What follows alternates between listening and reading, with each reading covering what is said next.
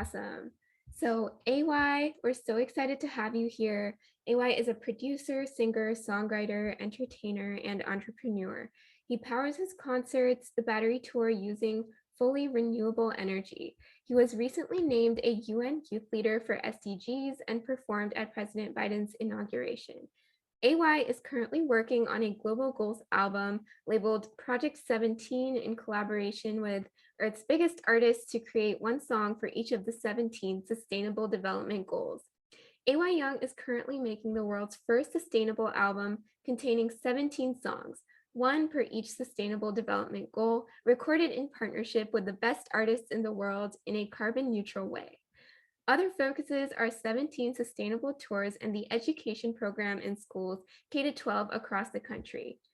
AY Young is a UN Young Leader from the US and has held 800 plus solar-powered concerts across the country since 2012. We're so excited to have you, and we can't wait to hear what you have to say. Shreya, it would be great if you could share the video on AY Young.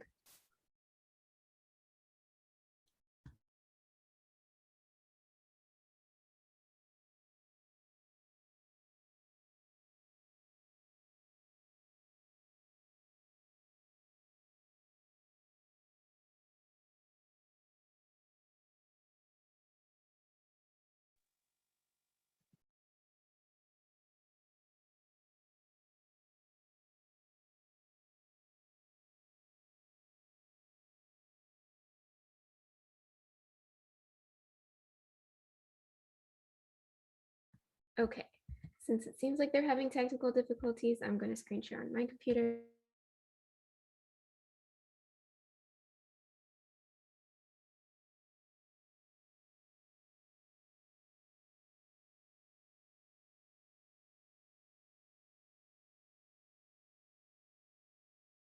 Shreya, can you hear that? No, it's still buffering for me. Now? The video is playing, but I can't hear the music. Okay, let me fix that.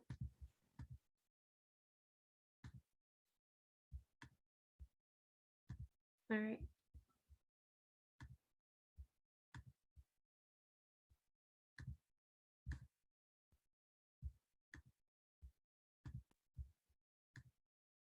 What about now?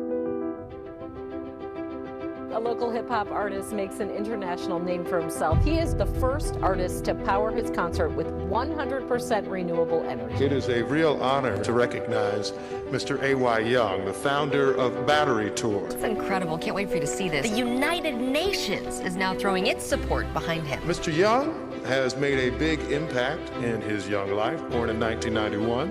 He's a singer-songwriter, a dancer, producer, entrepreneur, and sustainability advocate. He's staged and performed more than 800 concerts. He was named by the United Nations recently as one of 17 youth world leaders of the world, the only individual selected for that honor from the United States.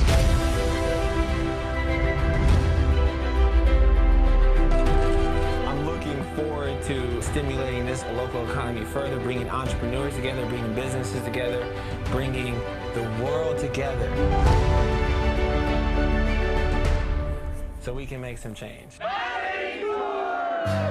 Yeah. A lot of people don't know there's over 1 billion people who lack access to energy.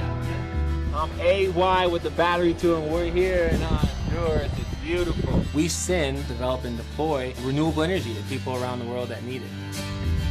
It's all about getting people access to electricity. Say the planet, we gon' say the planet. Everybody looking at me like I'm from another planet. We store energy in batteries and then use it to do a concert. Solar power, witness.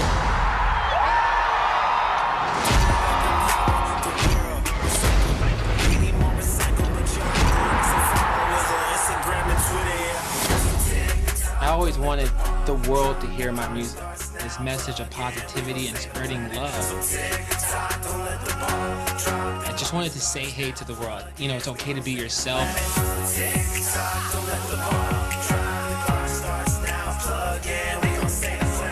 So I'm really here to help just push that message and get the world plugged in to renewable energy.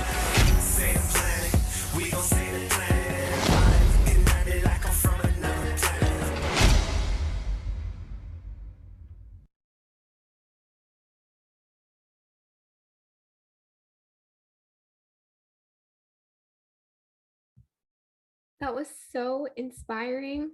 And I almost feel like I'm in tears right now. I can't believe you're here. Let's go. Let's say hey to the world, guys. So AY, we would love for you to introduce yourself, talk a little bit about how you got started, some of the things that you've done, and just a little bit about your amazing work. We'd love to hear about it. Yo, yeah, well, you guys saw, now you've kind of seen the last, like, honestly, that's like 8 years of my life in a video. But yeah, guys, I've just, I mean, I got my start on the X Factor TV show. Like, I don't know if you guys, yo, what's up? I see you, man. What's up in the comments? Judy, hello. You know what I'm saying? Annie, hello. What's up, girl? Yo, Raya, thank you. Yo, yeah, I got my start on the X Factor TV show in 2012. And, you know, so I got like 4 yeses from the celebrity judges, you know. That was like Britney Spears, you know, bless her heart, because she's going through a lot. And Simon Cowell and, like, you know, Demi Lovato. So those were like my mentors, you know. And yeah, I wanted to say hey to the world. Like, I wanted people to hear my music. And so I went on this like crazy journey of like, oh my gosh, well, you know, I was trying to open up for big name artists, you know, like that would come to my city. And I would get hit with like, you know, how many followers do you have? You know, it's like, I don't have any followers. That's not a lot, not a million, you know what I'm saying?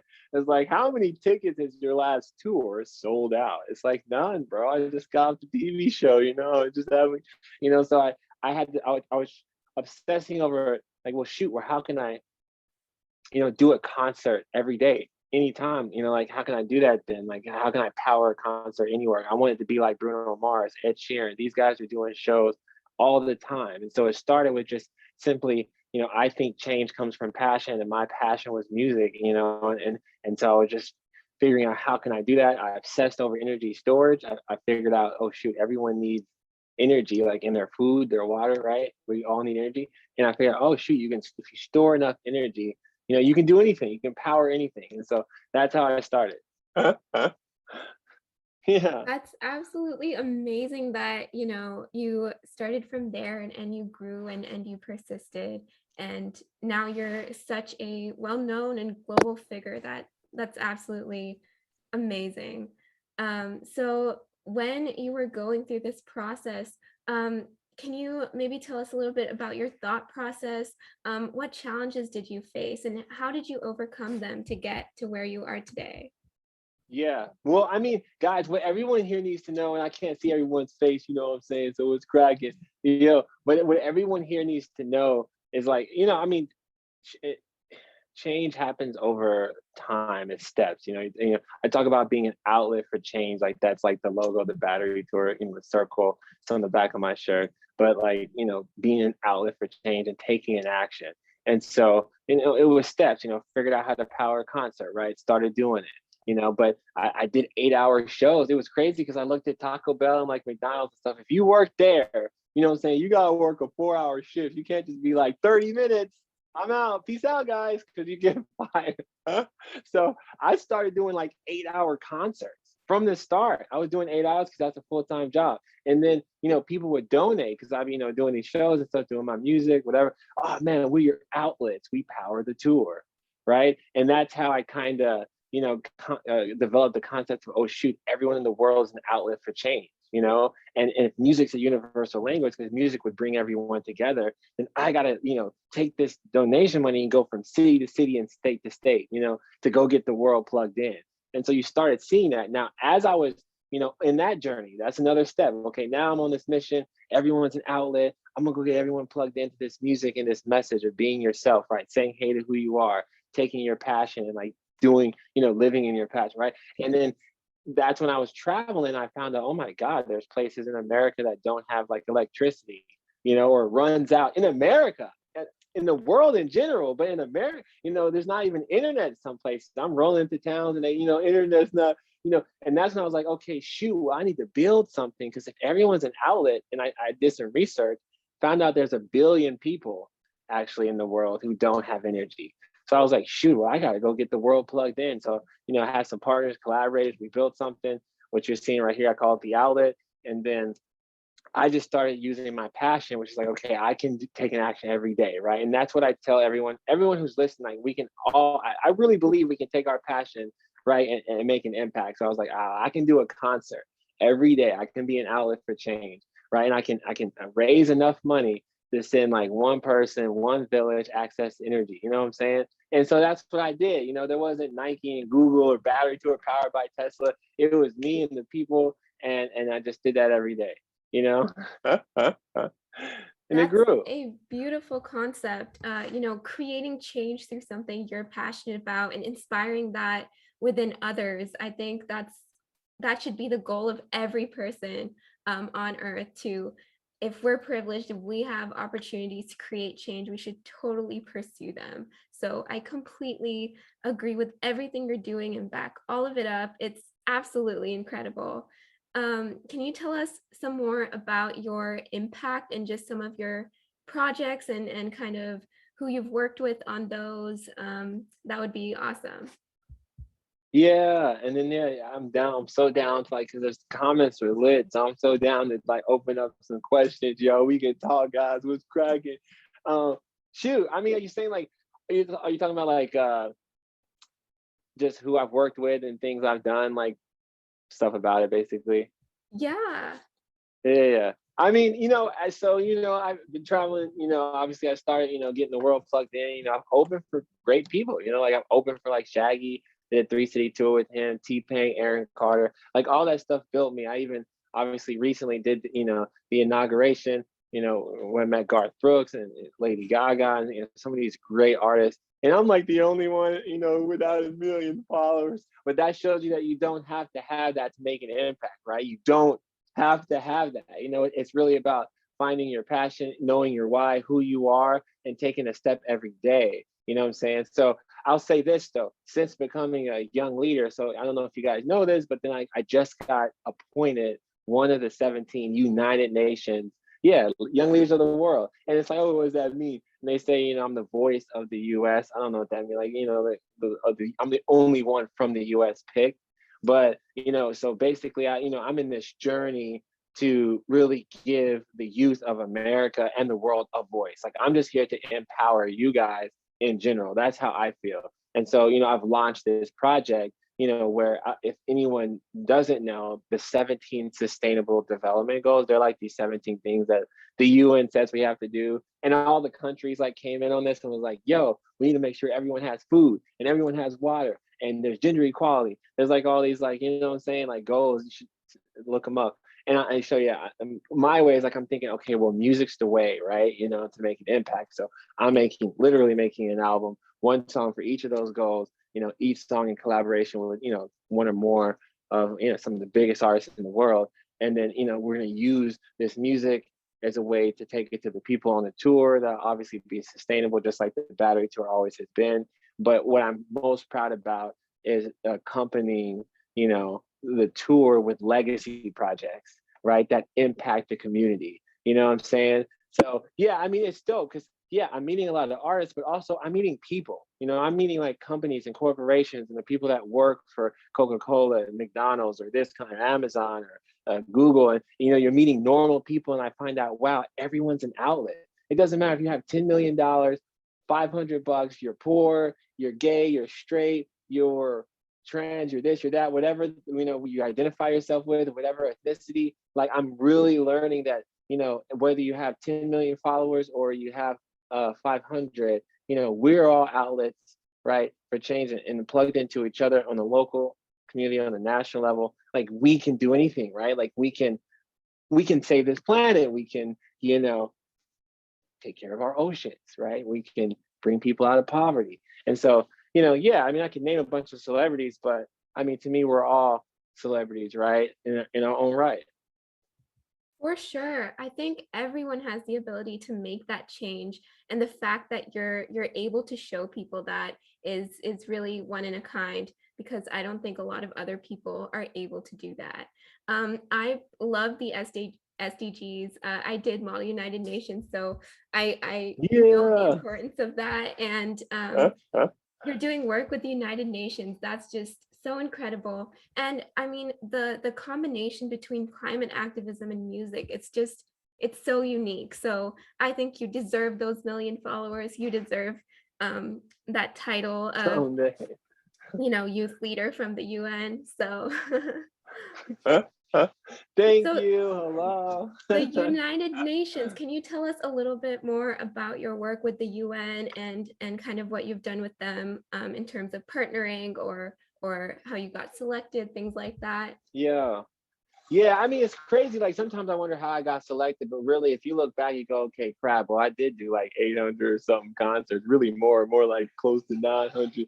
And I got like 17 countries like access energy. So I did all this before, like no recognition, you know what I'm saying? But I'll say this, it was like a year and a half ago or something. I'll tell you a story of how, right? And I went to, I came back from Honduras, which you saw that some stuff of me overseas. And I was like, I was still like broke, like I'm still like trying to do this. Like I have to go street perform essentially, right? Like do a concert just outside for 10 hours to make enough money to eat and like maybe build another battery. And I was like kind of pissed a little bit. I was like, crap, man, like battery tour is not powered by Tesla or like freaking Energizer, like no millionaire was like, hey, here's a check for $1 million.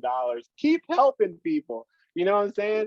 So I went to this thing called Climate Week. It's like things were changing. Like people like, dude, I'm looking on Instagram and girls are like taking pictures, selfie, eating healthy, don't use a plastic straw. You know what I'm saying? Like, everything done changed. People were like, yo, you're a renewable artist. I'm like, what? I've been doing this for 8 years. So, I went to this thing called Climate Week and, it was supposed to be this week in New York. I don't know if anyone knows, all the climate people come together, whatever, sustainability, mind you, I'm just AY, I've been doing this stuff for a minute. So I went to this thing, I met this dude named Al Gore and I was like shaking his hand like, yo, cause he was saying some dope stuff and he had this big stage, behind him. And I was like looking behind him like, yeah. And I, I saw the stage, I'm like, bro, you should be powered by battery tour tomorrow. You know what I'm saying? Because his entire freaking arena was like fossil fuel powered, And then I see this thing and people are like, oh my gosh, this girl, Greta Thunberg. And I was like, oh shoot, who's that? And she sounded really dope. And she's dope. Greta Thunberg is dope. And, I there's like a time when she came to the US like with a boat or something. Do you remember that? They're like, oh my gosh, she's coming in a boat. And then I remember seeing, and I saw her and I looked behind her and she was like talking and there was a diesel generator. And I was like, oh my gosh, I should be powering her speech, and that just got me on this whole thing where I was just like, if you're, 4Ocean, EarthX, all my new partners, all these organizations that care about the world, right? I started powering their speeches and panels at Climate Week. Next thing I knew, I was like in the UN. That was what you saw me dancing and stuff. And I showcased the battery tour. And then, I met Paul Hawk and the dude who he wrote Project Drawdown, which is like the manual on like what we should do as a world. It's the #1 like climate book, and met some other people and got some nominations. He nominated me. Next thing I know, boom, young leader, so I came in that mug, like, just walked in. And then, I didn't even actually know what the goals were. So if you guys don't know what the SDGs are, that's cool, because I didn't freaking either. But what I got appointed by the Secretary General, like Antonio Guterres, and that's like the president, the main guy, right? And Amin Mohammed. And I just remember looking at the goals, and I'm partnered with every organization, right? Because I'm under the SG. So it's like UNICEF, all of them are like work with me to make my project happen. And I just looked at that and I was just like, yo, like nobody knows the goals. Like at least in the US for the most part, they don't necessarily really understand the goals. They know Justin Bieber's, girlfriend's name, or like the lyrics on his new song, or Migos' rap record, or Drake's, I just like they know that, but they don't know the SDGs. And so I was just like, shoot, man, we gotta fix this right now. And that's how I just came up with the idea when we were working on it. That's incredible. you hit on some really, really awesome points there. I think the fact that people are unable to put time into looking at these goals in the environment, they get caught up with all these other, you know, news that's going on in the world. But when it comes down to the important things that are actually going to, you know, keep our Earth going for the next few years, that's people forget the importance of that. So the fact that you're bringing light Yeah, to and that. like I had this question. See, I'll ask everyone who's listening, because I don't even know who's listening, how many people on this call. But like this is something I've been asking everyone. It's like it seems as if like people are famous or known or we're like, so let's take influencers, because my project is kind of connecting the four types of people or things. It's connecting, we're bringing the biggest and best companies and corporations, you know, plugging them into this project, right? So they can power the tour and the music, basically finance that so we can make this cool music, right? And go into it. And I'm plugging in influencers, right? Actors, politicians. You can have 70 million followers on TikTok. But you know, we're plugging you into like what you care about, right? You might care about trees or plants or whatever, right? And so I'm uniting all of humanity, every facet of humanity. But you know, as I get deeper in this, and I'm meeting artists, and artists are great, like Tech9's joined the project, the Head and the Heart. You know, it's crazy how you'll meet some big name artists and then find out that they care about homeless kids. It's like, what? You know, and it got me thinking, like, and I'm asking you guys this question, like, wouldn't it be dope then, like, what are some of these, what is your favorite TikTok influencer care about? Like, people tell me about the D'Amelio sisters and I look at their thing and I go, well, what do they care about? Like, I'm noticing that we're following so many people that are so cool. But when you actually strip it down, you look at the goals, right? The 17 goals, you say, you know, do they care about fish and life on land or trees or what do they care about, you know? And it's so crazy because there's so far in all the rooms, no one still can tell me what their TikTok people, they're like, oh, well, they like family. I'm like, okay, so they do a dance video with their family or they jump off of a thing. But what do they care about? Gender equality? I mean, you know, it's just crazy. Like, and I think this project gives a unique opportunity where even Cardi B, you know, we all like Cardi B. We have no idea what she stands for. No idea. And I'll wait for someone to tell me what they care about. Isn't that odd? Yeah. But they are our influencers, right? I mean, these are the ones we want to be like, but what do they care about? Exactly. I think that's such a good point. And I think, so everyone on this call, most of us are activists. So I think we, you know, look more into what people care about. But, you know, all of us are trying to get more youth into activism. With my nonprofit, that's my goal. Having you here today, trying to make, you know, young adults understand what we should be looking for. And so I think we should definitely look more for what people stand for and follow those leaders who are going to be able to bring change, or the public figures that are going to be able to bring change. So I think that is such a great point. And definitely there's a lot of stuff to think about there. So yeah, I see a lot of comments, man. I would love to open it up to the people, unless you got more questions for me. People got some questions, yo. Yeah, we can definitely. Who is Judy Collins, by the way? She said something about a lady from NBC. Oh, I spoke to some people from Viacom. What's up? hey, that's one of our family friends. She's like an auntie, I guess, but she's the VP of sustainability for Comcast, NBC, Universal. Awesome, that's wonderful. Yeah, I mean, we just had a pitch with Viacom, which is like probably close to what they're. I would love to speak with her though. That would be so awesome. So like, if you have a connection or like an email or a way that I can connect, that'd be great. Thank you so much, AY. We're going to introduce our next producer now. And then we will open the floor up to questions from the audience and have you guys speak together. So wonderful. Ty, are you here? I am, and I don't know how I'm supposed to go after that, but what's up, bro? Yo, what's up, AY? Yo, dope story, man. That was really cool. I'm gonna have to plant some trees or something. Yo, we'll work, bro. We'll work. I gotta check your workout. Definitely, brother. Welcome, Ty. We're so excited to have you here. Oh, thank you. Om Shri, do you think you can share your screen? We'll introduce Ty and I'll ask you a few things about your work and then we'll go from there. Yes, definitely.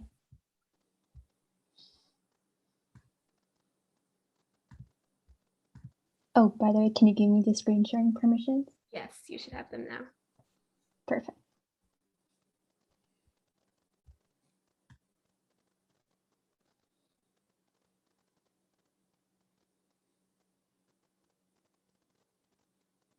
So let's welcome Tyquan Gholson, Ty the Sound God. He goes by that on Instagram.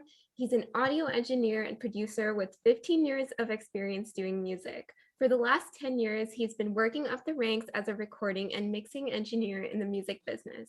In 2009, he left his hometown in Poughkeepsie, New York, I think I pronounced that correctly, to pursue a career in the music industry.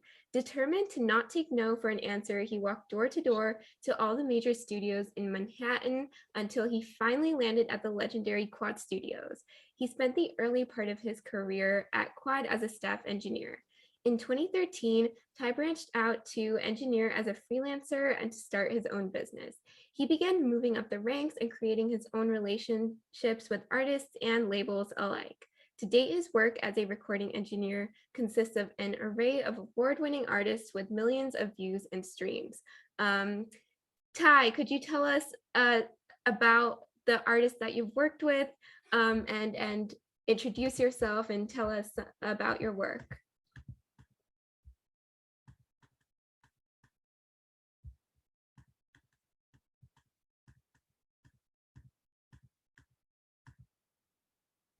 I think you're on mute.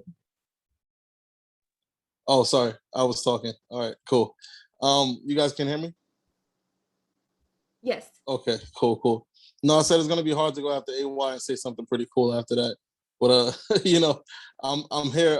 I've been engineering for 15 years now, and for the last 10 years I've been doing it professionally on a professional level. And I've been blessed to just work with, when you say just artists, I've got to work with hundreds of artists, thousands actually, when you count independent and signed artists.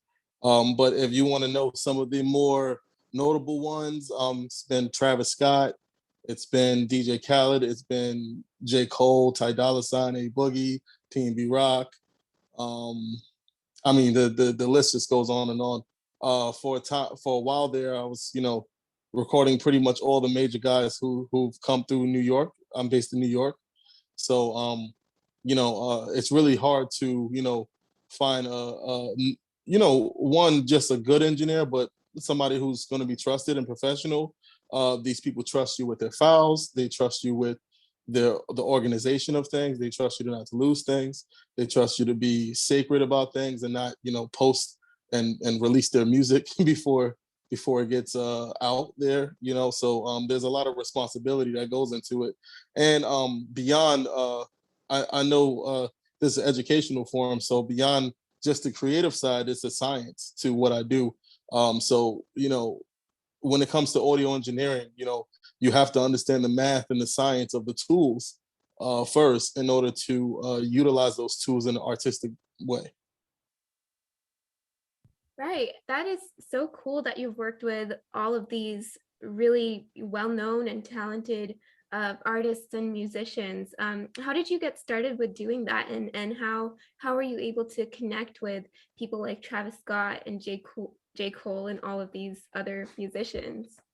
Yeah, it's a long story, but I'll make it short. So I come from a small town, Poughkeepsie, so you don't know anybody there, right? But one of my friends has a good saying. He says, you didn't know anybody in the first grade until you got there, right? So pretty much the way it worked for me is that, just kind of like in the bio that you read, I went door to door after college, because I went to college for audio engineering.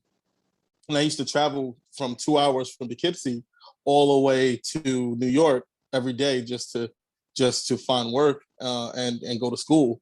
And I interned at I found an internship at Quad Studios, and you start from the bottom. I mean, it start like when I say you start from the bottom, you start from cleaning toilets, getting people's food, making what they call in the industry a runner. They call you a runner because you're literally, especially at that time, was very, prestigious studio. So like when a bigger client comes in, you literally have to run and go get the stuff that they want because it's about the service. So we really, so I started at the bottom there, and I guess the reason why they want you to start at the bottom is to prove yourself integrity wise, to make sure that you're somebody who has the grit to be able to be of service of the client, and make sure that the client feels comfortable. So that's where I started at. It's from being a runner at a major studio, and so before I got to be in the studio and actually producing and working with these clients on a professional level, I had to be on a service level to make sure that they feel comfortable and their studio session went well. That's really awesome that you had the persistence to go from the bottom to the top, and you're still growing, and it's really cool to see all the work that you're doing and all of these artists that you're working with.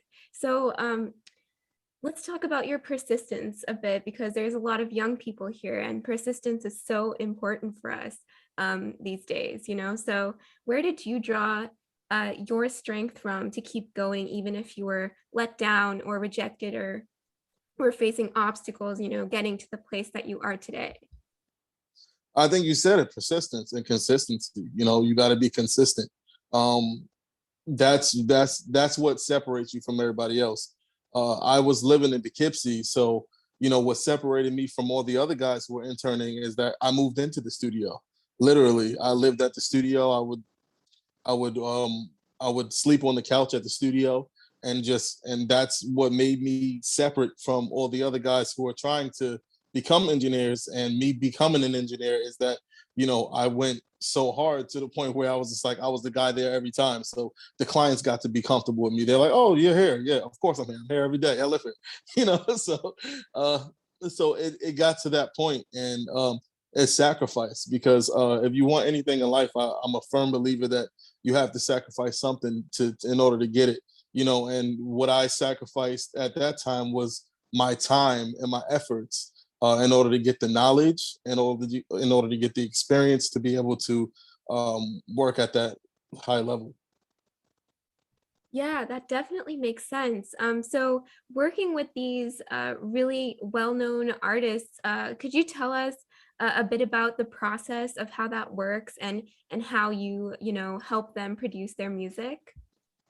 100%. I mean, so it was a culture shock for me at first, because I'm coming from Poughkeepsie, New York, and I had experience engineering, right? But on a local level, with local artists that would come in and work. And when I went to Quad and I actually started engineering after my internship, I really got to see the fast-paced nature and the high demand of being efficient. So you have to be efficient in a very fast manner, because there's a creative space where the artist is working and the artist is coming up with ideas, and you have to be able to complement that. So you have to understand the technological tools that we use, and you've got to be able to understand how to use them artistically in a very fast manner, so that they can actually get out their ideas. So say, for example, if I'm working with somebody like Travis, I have to understand what his intention is, right? In the studio, like, okay, he's singing like this, so he's intending to have something sound like this. So automatically I throw the reverb on. Automatically I throw the effects on his voice, so that makes him feel more comfortable to be able to be like, okay, yes, I can get this idea out. And if you don't know how to do that, trust me, I've seen people get kicked out of the studio very fast. So Yeah, that makes sense. And I think working with these artists who don't have a lot of time, you have to be very quick, and you have to cater to what they want. And doing that is so difficult if you don't have that experience or confidence. Yeah. So what is the biggest takeaway that you've gotten from working with these musicians and just getting to the point that you are today? The biggest takeaway. Um, from a professional side, I would say it's understanding people and understanding culture, because I think that's the most important part of, because we're working on something that's so sentimental to just our culture in general, right? And it has to translate. So understanding how things translate through the airways, how people listen to music, how people feel music, how people vibe to music, and understanding how that translates. Because my job at the end of the day is to make sure, literally, that the music translates from system to system, right? So as an audio engineer, I have to be able to say, okay, cool. Well, if you're listening on your earbuds, right? How does that translate? How can I translate the emotion that the artist intended, and make that translate in your headphones, but also make that translate in the car system as well? You know, so how do you take all the tools that we use and make sure that translates in the best way possible? So that's pretty much what the job of an audio engineer is. And I think a lot of people don't understand what an audio engineer really does, and how intricate and how important the audio engineer is in the space, because there is no recorded music or delivered music without the audio engineer's input and creativity. That definitely makes sense. And I feel like this also relates to connecting with people through music, and making sure that people really feel something, feel emotions, and are empowered or have a thought process when they hear the music. So it's really incredible that you're working with these amazing people, and that you're so skilled in this field, and you're able to produce this music for them. So thank you for that. I'm gonna pin AY back to the screen, and then I'll ask you guys some questions together. Feel free to bounce ideas off of each other. I think both of you are incredible, talented people, and it's really cool to have both of you here today. So I had another question, and it was about how Gen Z or young adults can get started, and what advice you would give to young adults who are trying to make change or want to get into music production. So feel free to go in whichever order and tell us a little bit about that.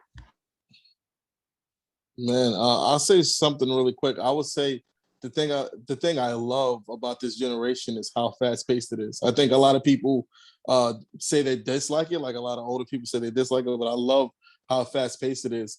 And it's really about just being able to get things out there into the world, right? So my advice would be, get things out to the world as fast as possible.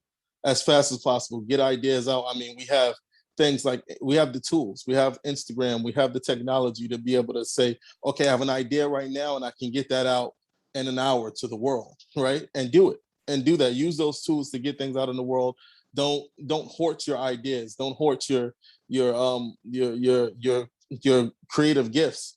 Give that to the world, and that, trust me, that you'll see the benefits of that.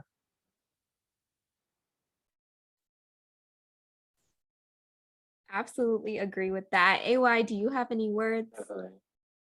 No, I mean, I definitely agree. I mean, I love what you're saying, bro, and blessed to be here with you, bro. Like a lot of the things that he's saying about consistency, about all these various like kind of like methods, and like his journey to get here is exactly how you do it. You know what I'm saying? Like this, you know what I'm saying? Like he put the work in. I almost call it 10,000 hours, right? Or mastery. I don't know, Ty, if you heard of 10,000 hours or whatever. Yeah. So I mean, people want to, they want to be great at music. You want to be great at performing. Then I chase 10,000 hours. Like this is why my entertainment level is what it is. I also practice the grades when it comes to music. So I practice the Michaels and the James Browns and the whatever, right? But also it's like it's like an athlete. You want to be a good basketball player. I played Division I basketball, but you know, I put in the work though. I would wake up in the morning at 5:30 and I would shoot 500 shots.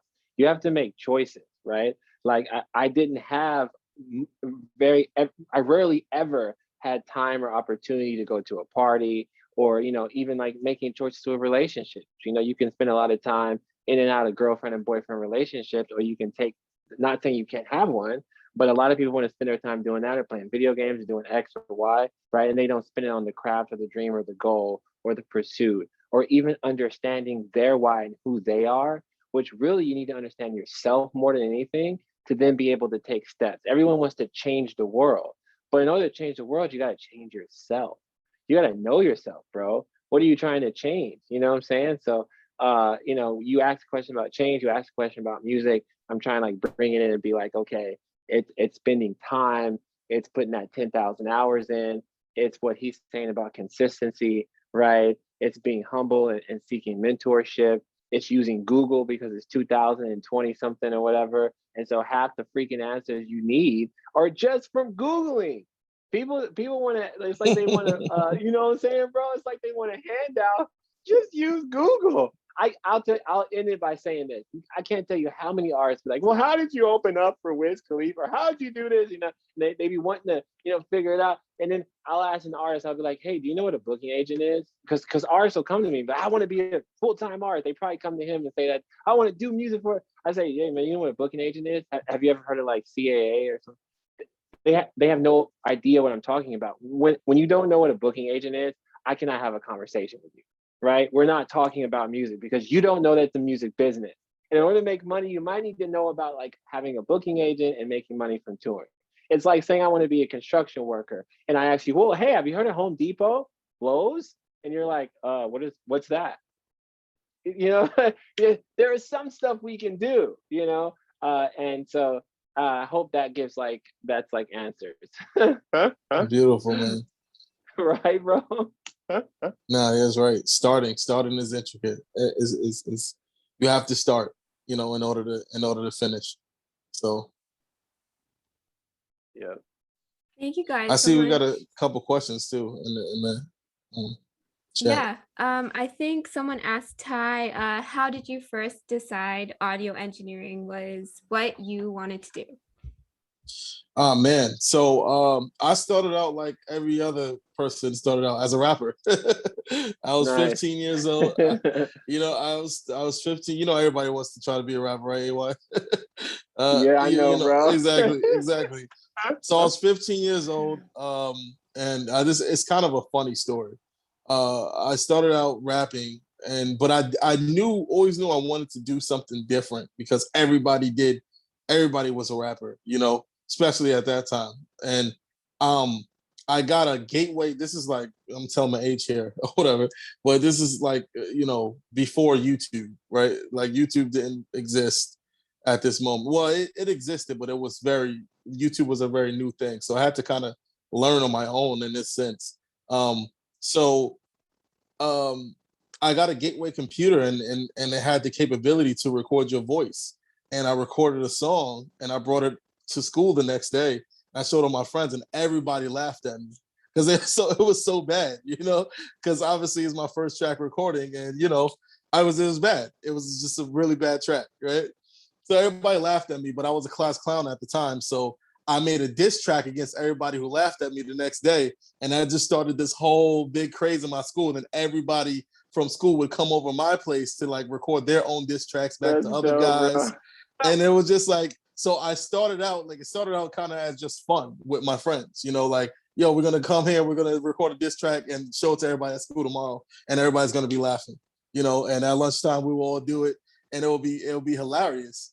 And then people was like, yo, I heard you like record people at your house. And I'm like, yeah. And then like everybody started coming over and then I started getting in trouble for inviting too many people over my house to record. But then I was like, I kind of like this. And then, you know, I was chasing a sound after that because I was just like, I had a radio, I upgraded to like the $25 Radio Shack microphone, the one that you handheld, you know, which now I know is an SM57.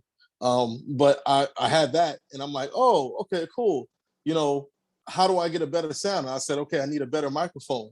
And then that started me on the journey. And then I went to one guy's studio and I recorded at his studio, and he had something called compression on my voice. And I'm like, what the heck is compression? You know? And I was just curious, just being curious. Like, what is that? Wait, that made my voice sound different. And then you go down this rabbit hole, and that's where, like I say, starting is real important, because if you knew the answers to everything that was involved with anything that you want to do, you probably wouldn't do it.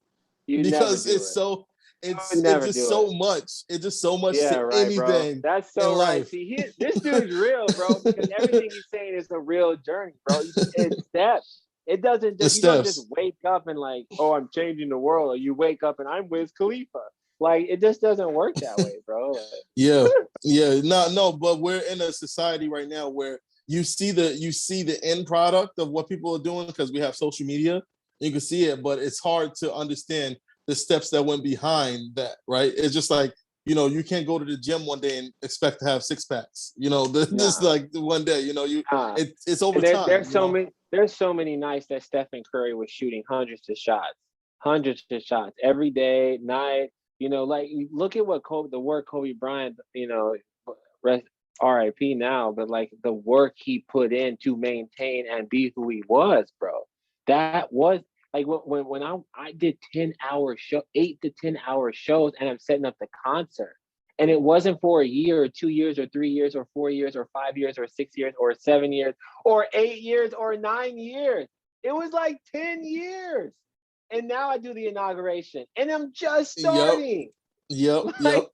People, you already know, bro. They be thinking it does not happen. So it is steps. It is a lot of steps.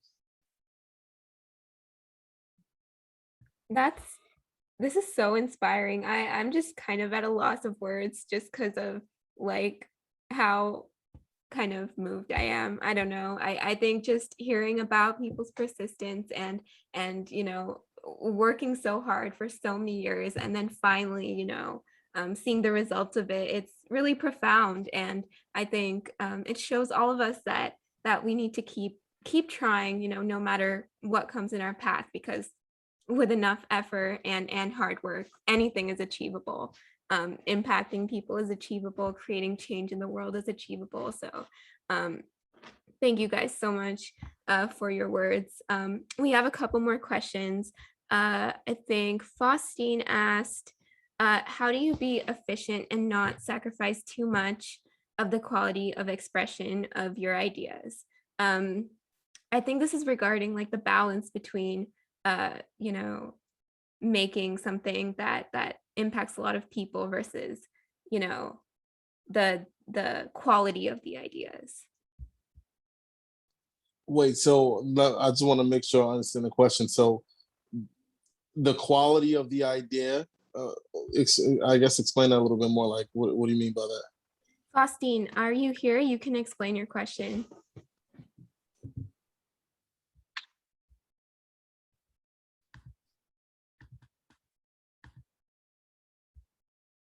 All right. I don't know if she's here.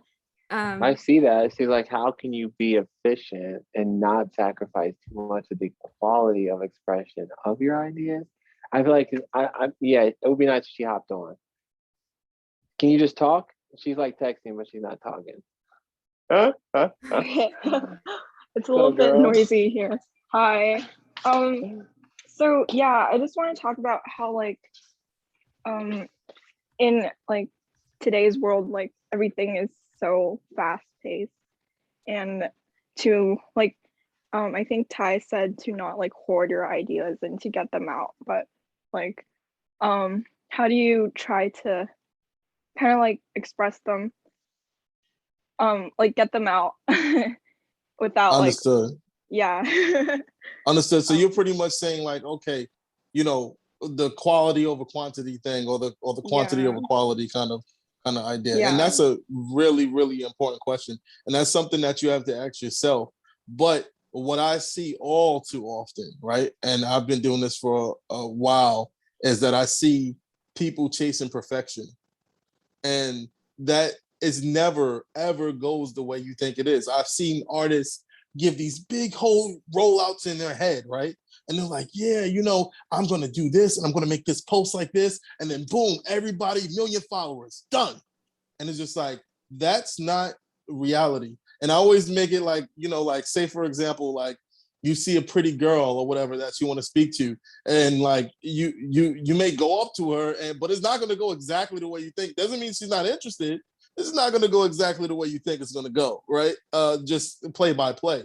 And that's the same way when you put things out into the world, is that, you know, people are not going to react exactly the way you think they're going to react. And you have to be able to know how to gather data and from the way people do react. And now there's too many tools out there that you can actually gather real data from you putting out like Facebook ads, right?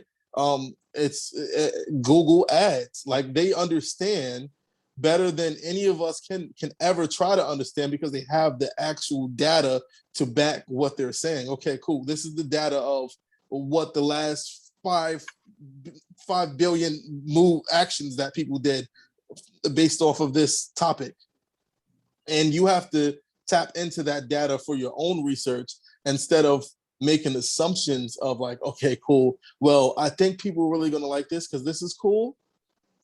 Put it out there and gather and put it out there. And the reason why I say put it out there, because what ends up happening is that you may get feedback that people, some feedback that you may not think you're going to get, and some feedback that you do think you're going to get, like, oh, okay, this could be better. Okay, that's a confirmation. You know, that's a confirmation of what I already was feeling. Okay, no, I really, really love the fact that you did this, that, and the third, right? So start with your local network of people that follow you, that love you already, and do a soft launch of these ideas. Because what ends up happening is that even major companies do it, right? Apple makes a soft launch of OS software all the time. And then they go back, they gather the data of the bugs that are happening, and they say, okay, cool, these are the bugs that are happening. Let us go back, let us fix these bugs, and then re-release a 2.0 or 1.2 version of this. And that's what you have to do with your creative as well. And I know it's a very scary thing, but it's a necessary thing in today's world, because there's so much saturation of art and things that are out there, that if you wait too long to put things out, one, you'll get paralysis by analysis. That's one. And then two, you'll just overanalyze everything, and you just won't have the data to back up what your hypothesis is. Thank you so much, Ty. AY, I had a question for you. And it was regarding the intersection between technology, music, and environmentalism. So you touched on it a little bit, but I was wondering if you could explain in more detail your process and kind of how you combine all three of these things.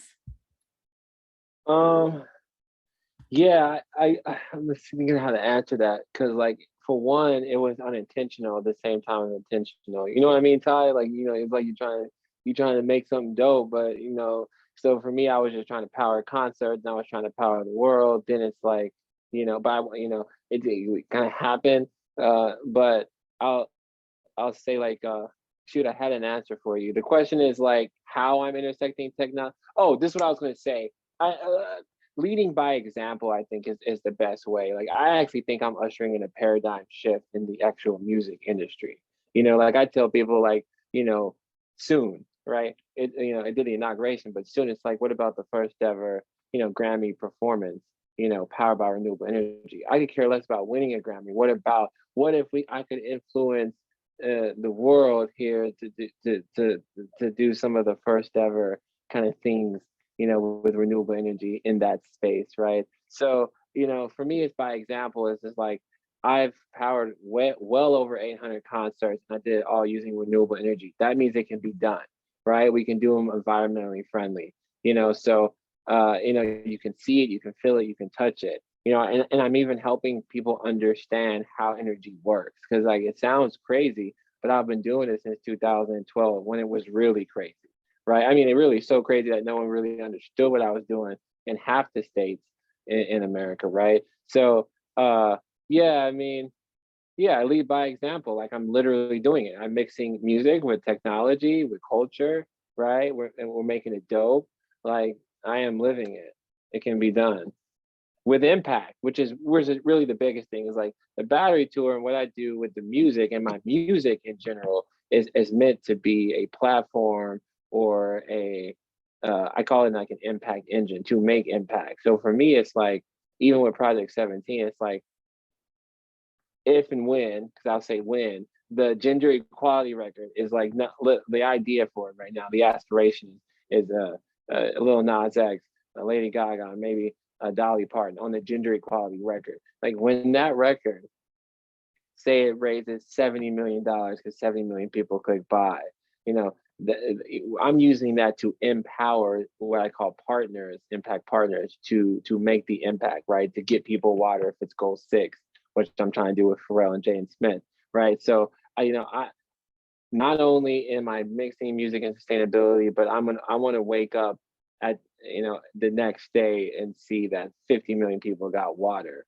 or got food or energy, right? So I'm taking a step further of like, let's have the music, let's have the tech, but then let's also look up and see the impact that we collectively made.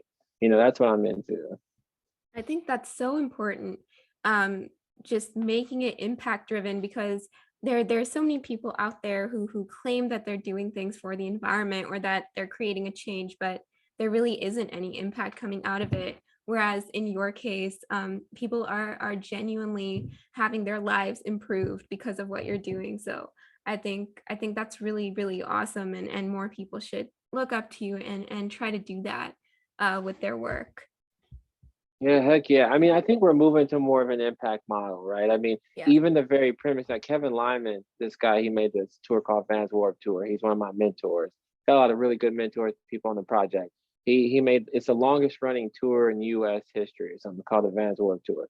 Anyway, touring the very, and I know Ty knows this, touring the very premise of like an artist touring, right? Is really dictated from a label to say, hey, you got some fans in these 30 areas. Go out there and extract as much money and ticket sales and then go to the next city. Like the model is to go in to take, right? And then to go to the next. And my thought is like, what if the model of actually touring, could be, to go in and to create a legacy, to give, right? Yeah. Like that's why, like with my project specifically, and I love it so much, it's like goal 6, the water goal. It's like we're planning to do the concert in Flint, Michigan. So we're gonna go to Flint, Michigan, because Flint, Michigan has a really huge water issue, right? And we're gonna leave it better than how we found it. What if the model could change where it's not necessarily just extract, right? I'm even like trying to change that way that is, but we'll see, right? Like, this is an entertainment business. It's about money, right? At least it has been perennially. Yeah, and I'm hoping that changes, and you're working to change the status quo. And I think slowly but surely we'll be turning the model on its head, like Faustine said in the comments. So appreciate your words. Ty, we had another question for you from Anish. I keep wanting to call you TY because we have AY, and then I just keep getting the whole thing confused. It's all good. It's all good. So the question is, what separates some of the superstars like Travis Scott from the smaller artists in the studio? Are we talking creatively? Are we talking business-wise? I'm assuming maybe they're talking from a creative sense. Anish, do you want to add to that? I don't know if he's here. Let's see. Okay, I don't think he's here, but let's talk about it from a creative lens. Yeah, from a creative lens, man, it's tough to say because some of the best artists that I've worked with in my life, you've never heard of, right? They're not famous. And this is just the truth that I've come across.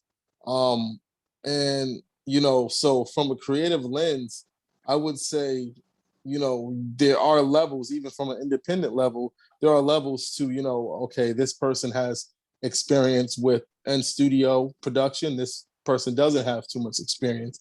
with in-studio production.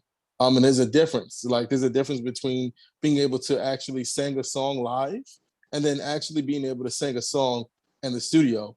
Take, for example, somebody like Rihanna. She is one of the best in-studio performers that you can find. Now, is she better than everybody in the world in live performing and singing?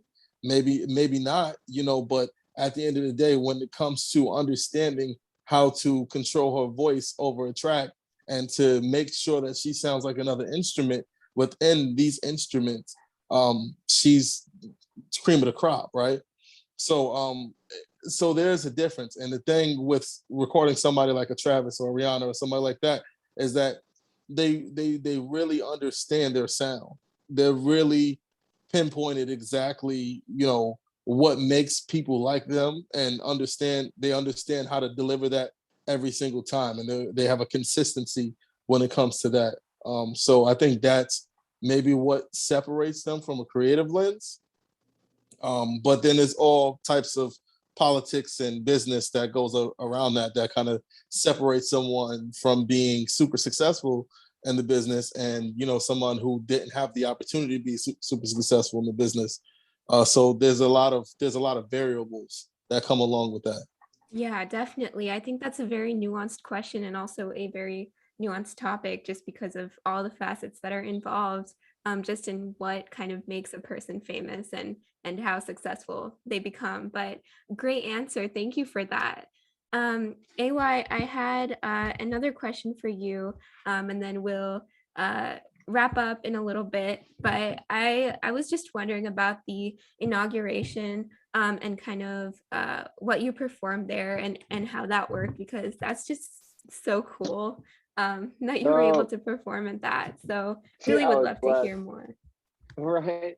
Yo, yeah, and I definitely have to bounce. I actually am in another meeting with the Royals right now that I'm not in. But yo, yeah, the inauguration was great. I mean, I was like the only one there without 1 million followers, right? So you don't have to have that to do it. But I did save the planet. It's this song that I made that I'm calling kind of the sustainability anthem, of the world kind of idea, right? So I came, I did save the planet, did this whole like, powered by like renewable energy. It was great, man. I mean, it was cool. I met a lot of great people. That was my first connection with like Billy's team, like Billie Eilish's team, Brian, Marquise, and Dan. Great dudes that are just really connecting me in the industry nonstop. But it's been a good 8 months, 6 months since then or something. A lot of relationships formed. So I had a good time. I mean, it was a good platform, and it really helped really launch what I'm doing. And I'm gonna have to leave, but before I leave, I was gonna ask a question, if that's cool, right? So here's the deal, because there's a lot of people on this call, and there's a lot of cool people. I don't know who they are, and so that I always say everyone's an outlet, right? You see the outlet? Well, like what people normally do when I do these things is I'll tell them take a picture or a selfie by an outlet, say they're plugged in or tag me or something or the battery tour. And, I'll go after my last meeting and I'll follow everyone who does that. So if you're listening, find an outlet, what I'm saying, near your, where your laptop is, and get plugged in. I'll get plugged into you. How about that? I gotta go. Thank you so much, AY. It was such an honor being able to speak to you. I really hope we can stay in touch, and again, really grateful that you were here. So thank you so much for being here today. Super tight. Yo, hit me up. Judy's awesome too. All right, peace out. Ty, man, I'll reach out to you. You're dope as hell, bro. Yo, man. Awesome, man. Hell yes, dude. All right, peace. All right, brother. Ty, thank you so much as well for being here. It was such an honor speaking to you as well. You guys were amazing, and I loved hearing from you. So if you have anything else to add, or if you want to share your socials or your website with our audience, feel free to. We'd love to follow your work and follow you. So yeah, for sure. Just TYTHESOUNDGOD. You follow me there. And yeah, just everybody just keep going, guys. Keep going, because your dreams are right around the corner. So don't give up. Never give up. Thank you so much, Ty, for your inspirational words. Again, it was such an honor to have you, and hoping to stay in touch. Thanks so much for being here today. All right. Bye. Bye.